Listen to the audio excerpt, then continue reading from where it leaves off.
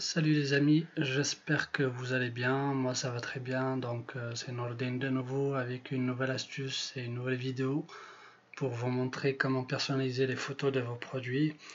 Alors juste pour rappel, donc dans la précédente vidéo je vous avais montré comment créer un logo et un favicon professionnel en moins de 10 minutes. Alors si vous n'avez pas encore vu la vidéo, je vous invite à la regarder.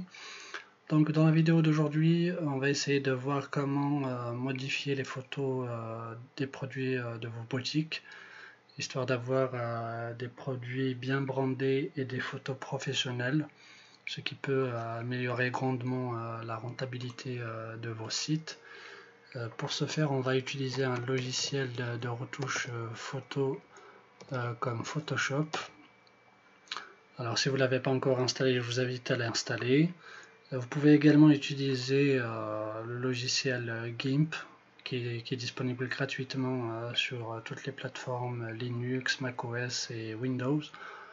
Et on se retrouve juste après pour commencer les modifications.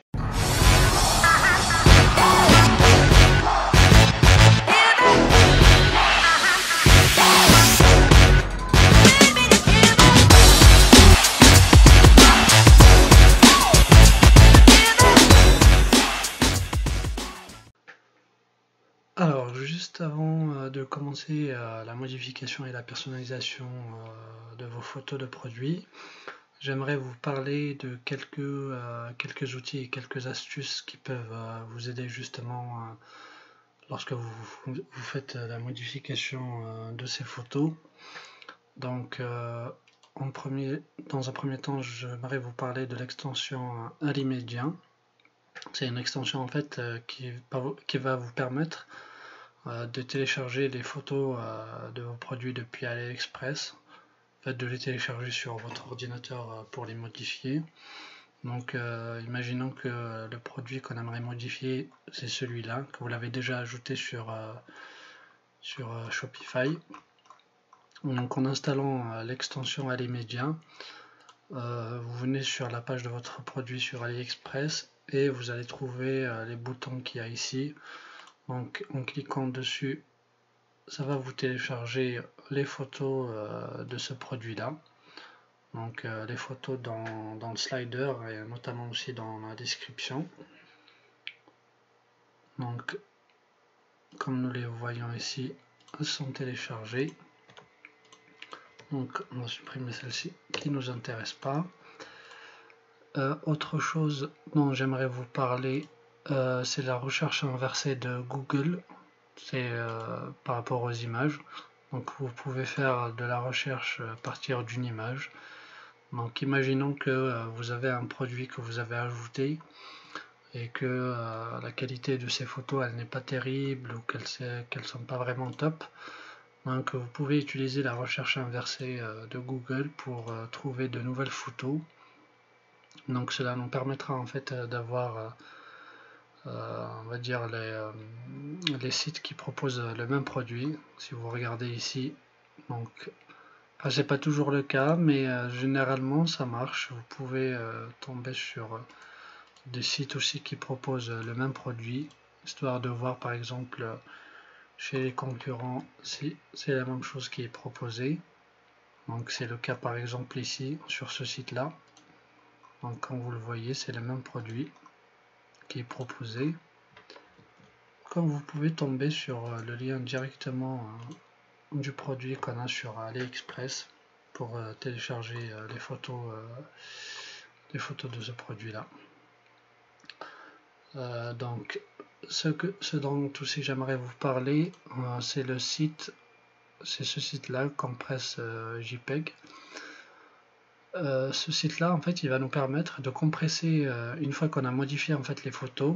Ça va nous permettre en fait de les compresser pour réduire la taille des images, parce que avoir des tailles d'images trop grandes, par exemple de 1 méga, si vous avez plusieurs images sur un même produit, peut-être que votre site il se chargera plus lentement. Par exemple, si un client vient sur ce produit là, si vous le proposez sur votre site et que les images elles sont de taille vraiment très grande, ça peut avoir, le client il peut avoir des difficultés à charger les photos. Par contre, en les compressant ici, vous pouvez quand même gagner quelques kilos, voire quelques dizaines de mégas même, parfois. Et ça peut vraiment être vraiment top, quoi, on va dire professionnel. Et ça permettra au client de visionner plus rapidement le produit. Donc voilà, globalement je crois que c'est tout pour les astuces. Donc on va se lancer directement donc, dans la modification des photos. Donc pour cela, moi j'ai installé Photoshop. Bon, j'ai la version 2019, je vais utiliser. Elle marche toujours aussi bien, donc je vais utiliser la version 2019.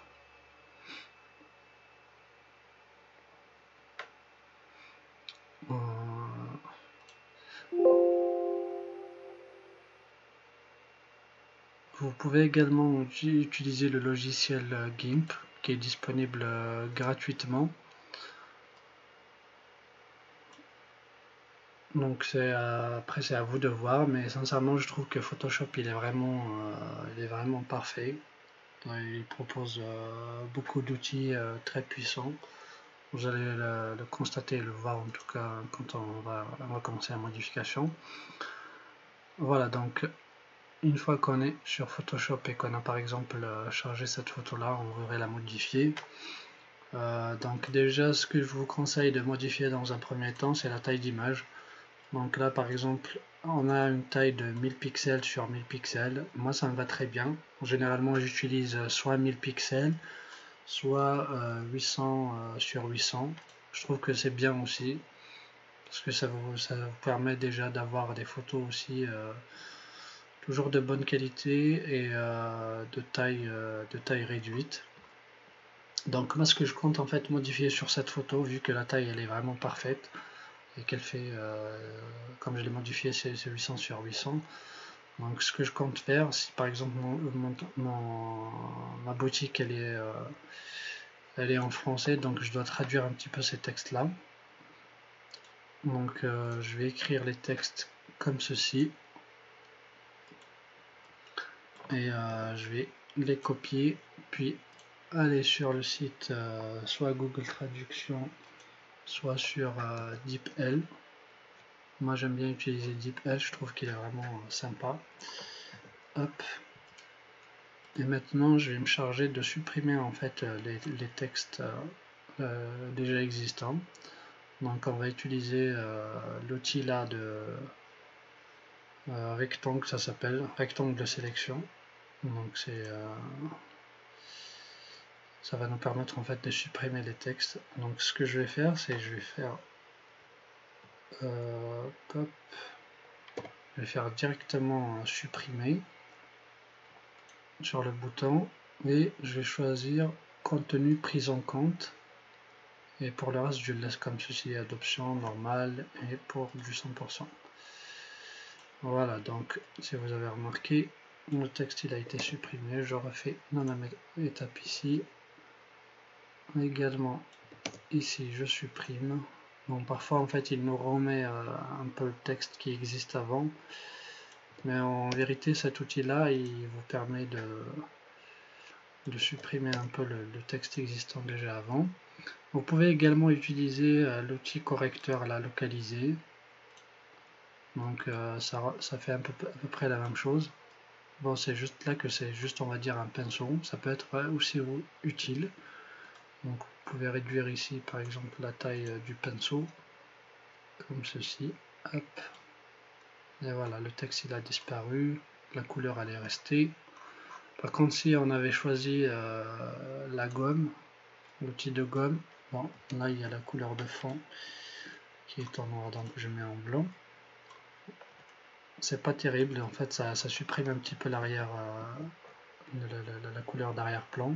Ici également, si j'avais utilisé, ça supprime la couleur d'arrière-plan et c'est pas ce que je cherche. Donc voilà, c'est parfait. Maintenant, ce que je vais faire, c'est que je vais coller le texte que j'ai traduit. Donc je vais réduire sa taille déjà pour commencer. Hop, je vais mettre du 16. Je vais choisir une autre police de caractère, celle-ci j'aime pas. Donc je vais choisir du Arial. En bold ça va très bien. Donc je vais l'aligner comme ceci. Hop. Je vais faire un seul ligne. Je vais mettre ça en auto par rapport à l'espacement. Et je vais le mettre à 0 aussi par rapport à l'espacement entre les lettres. Voilà, donc ceci, je le mets d'une taille un peu plus grande, même encore un petit peu plus grande.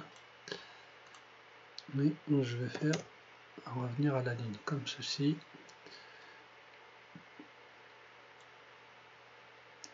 Bon, après on n'est pas forcément obligé de respecter la même, on va dire, la même structure de base, on va dire, par rapport à ce qui était proposé dans la version en anglais. Je peux supprimer comme ceci et mettre le texte comme ça.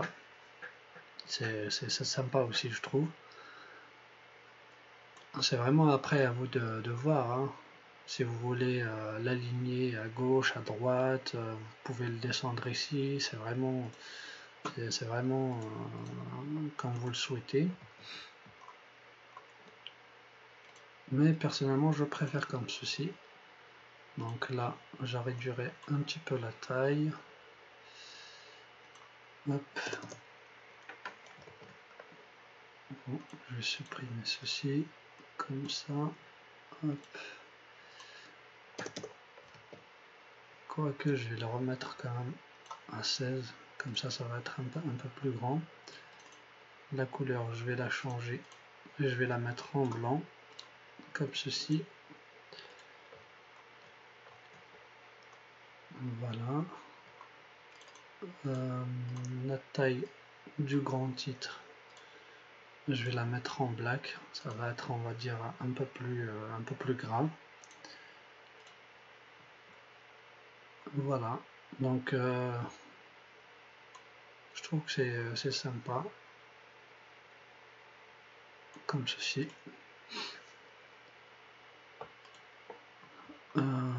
Pareil pour l'autre photo. Là, vous allez voir un petit peu l'utilité du pinceau et de l'outil de sélection en rectangle.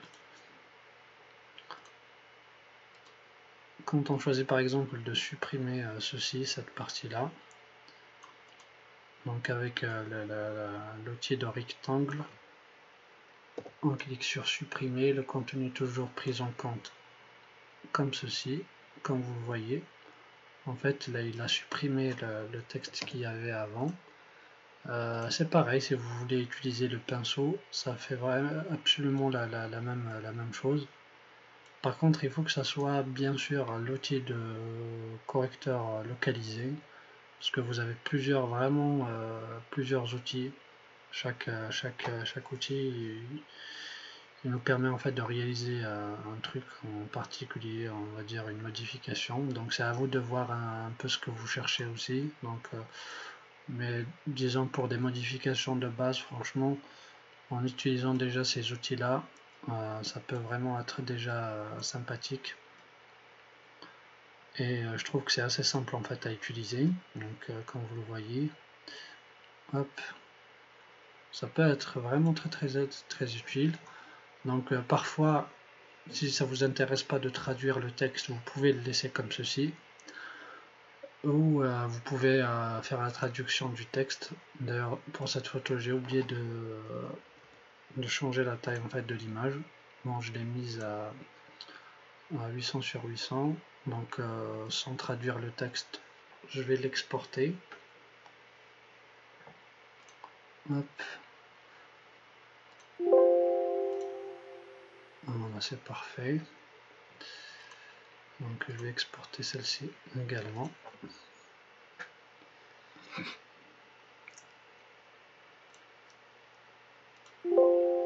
Hop.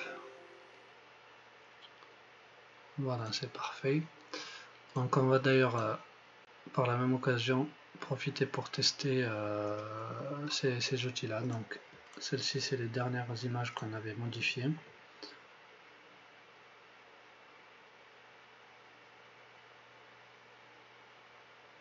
Voilà, comme vous voyez, ça nous a permis en fait de gagner 68% par rapport à la taille initiale. Donc par rapport à la taille initiale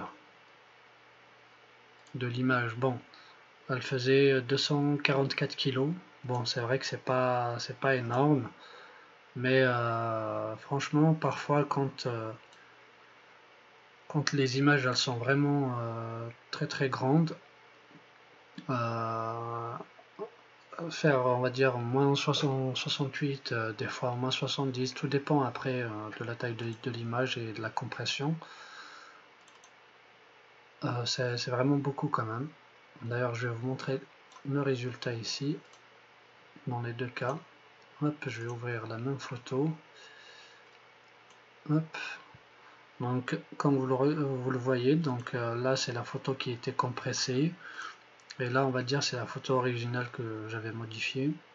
Franchement, on voit pas du tout une différence en termes de qualité d'image et tout. C'est pour ça que je vous conseille quand même toujours d'utiliser la compression d'image, même si la taille d'image n'est pas forcément très grande.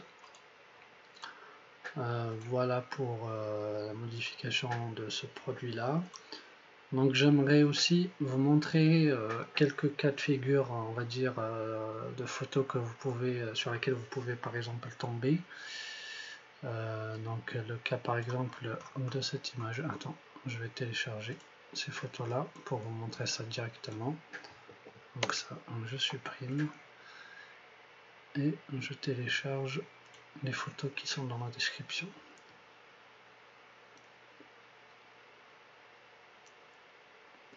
Et je vous montre ça directement, c'est plus simple.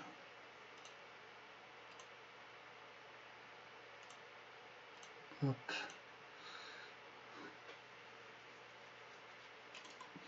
Donc voilà, comme le cas de ce genre de photo là. Donc elle est un petit peu en longueur, c'est-à-dire qu'elle a... D'ailleurs, attends, je vais voir la dimension de cette photo. Alors, donc cette photo là, elle fait 800 sur 1200. Voilà, donc c'est pas pareil que du 800 sur 800 ou du 1000 x 1000. Moi, je préfère toujours garder le même format en fait d'image. Enfin, oui, le même format et la même taille par rapport à la dimension d'image. Donc on va essayer de modifier par exemple ces deux photos là. Après bien sûr ça reste toujours à l'appréciation on va dire de chacun, mais moi personnellement je travaille comme ça et je trouve que c'est beaucoup mieux, c'est plus professionnel et c'est plus intéressant. En tout cas ça rend vraiment ça fait vraiment, on va dire, ça donne vraiment un rendu plus professionnel sur votre site. Le client, il aura tendance à apprécier, on va dire, le produit en le voyant comme ça, en voyant des photos jolies et tout. Alors, pour la taille d'image, donc ici vous avez le choix, donc si vous voulez du 1000 x 1000, donc il faudra réduire la taille après par rapport à la hauteur. Donc vous pouvez utiliser cet outil là de recadrage, donc en automatique 1 sur 1 si vous souhaitez par exemple que ça soit carré. Moi c'est ce qu'on cherche nous justement, donc on va faire comme ceci, hop, et on va couper par exemple comme ça, et là normalement on aura une taille d'image 800 sur 800, voilà, c'est parfait. Ou vous pouvez le faire autrement, donc en venant ici choisir la taille de la zone de travail. Donc là on a du 800 sur 800, donc je peux mettre 800 également ici.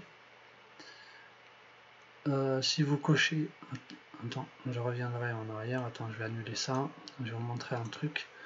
Donc si je coche ceci, ce qui se passera c'est que, hop, si je coche ceci, ce qui se passera c'est que la taille d'image en fait elle sera toujours gardée proportionnellement, c'est à dire que si je mets ici 1000, normalement ici ça sera 1500 automatiquement.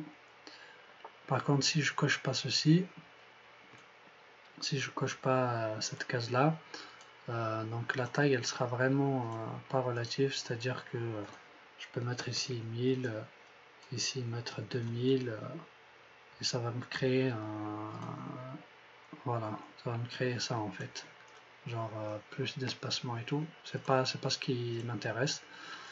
Donc moi ce que je veux c'est d'avoir 800 en longueur, en largeur plutôt, et 800 en hauteur. Et là vous pouvez choisir par rapport à quel endroit ça sera fait. Moi je mettrai au centre, comme ça l'image elle sera centrée. Donc si je clique ceci, hop, il nous l'a coupé automatiquement. Voilà, c'est parfait. Donc c'est du 800 sur 800. C'est parfait. Donc ici après vous aurez juste à venir ici utiliser l'outil rectangle pour supprimer ce texte là. Vous pouvez le supprimer et le traduire après, c'est comme vous voulez, hein. C'est à vous de voir. Vous pouvez utiliser également le pinceau comme ceci. Hop. Franchement le Photoshop je trouve qu'il est vraiment très puissant et très pratique. Hop, donc là je peux utiliser ceci, c'est peut-être plus intéressant. Hop. Et voilà, c'est parfait. C'est pareil ici, donc vous pouvez utiliser l'outil de recadrage pour recadrer manuellement comme ceci, si vous voulez. On peut parfois on peut utiliser cette méthode là, c'est-à-dire agrandir pour avoir la même largeur en fait que la hauteur, comme ceci. Supprimer ce côté là en prenant en compte l'image. En fait ce qu'il a fait Photoshop c'est qu'il a dupliqué un peu l'image qui est à côté. Parfois en fait on peut récupérer et réparer des parties d'image un petit peu, on va dire, endommagées ou pas, tout dépend du truc. Bon, c'est pas toujours intéressant, mais parfois ça peut être utile. Bon, par exemple ici on va dire que c'est pas terrible parce qu'on ne sait pas vraiment à quoi ça ressemble le truc, quoique c'est toujours intéressant. Par exemple ici ce qu'on peut faire c'est que on va remplacer ça de 1000 par 1000 et on va le mettre en centré pour avoir un rendu vraiment sympathique. Ça ne se voit pas ici vraiment que ça a été dupliqué. Parfois ça peut être moche, parfois ça peut être sympa. Dans notre cas ici, c'était pas, on va dire, c'était pas moche, mais c'était pas top non plus. Et si je préfère utiliser cet outil là, ou encore on peut utiliser cette méthode là, comme ceci. Hop, mettre 800 sur 800 et lui demander d'aller concentrer l'image en haut. Voilà, c'est parfait. Comme ceci. Ensuite, pareil, vous pouvez exporter l'image. Je vous conseille toujours, bien sûr, d'utiliser, lorsque vous exportez vos images, le format JPG ou JPEG, c'est la même chose. En fait, c'est un format d'image qui garde une bonne qualité. Le PNG, souvent utilisé pour les logos ou les images qui ont, on va dire, un fond transparent. Le GIF pour les images animées et le SVG, c'est pour les images vectorielles, un peu comme les logos aussi, pour avoir des logos de bonne qualité. Hop. D'ailleurs, pour cette image là on va vérifier un petit peu sa taille. Voilà. Donc la taille d'image, par exemple sur celle-ci, elle est un petit peu importante, elle fait presque 400 kg. Je trouve que c'est quand même beaucoup. Comme dans ce cas-là, on peut utiliser justement le site de compression. Bien sûr, je vous mettrai en tout cas tous les liens en dessous de la vidéo, dans la description. Voilà, donc on arrive sur la fin de cette vidéo. Je vous remercie de nous avoir suivis jusqu'au bout. N'hésitez pas à nous laisser des commentaires, des suggestions si vous avez des sujets que vous aimeriez qu'on aborde, des sujets d'ordre technique, par exemple en ce qui concerne un petit peu tout ce qui est retouche photo, tout ce qui concerne la création de boutiques, logos, etc. Nous mettre un petit pouce bleu bien sûr, ça fait toujours plaisir. Et n'oubliez pas de vous abonner à la chaîne. Je vous remercie et je vous dis ciao, à la prochaine.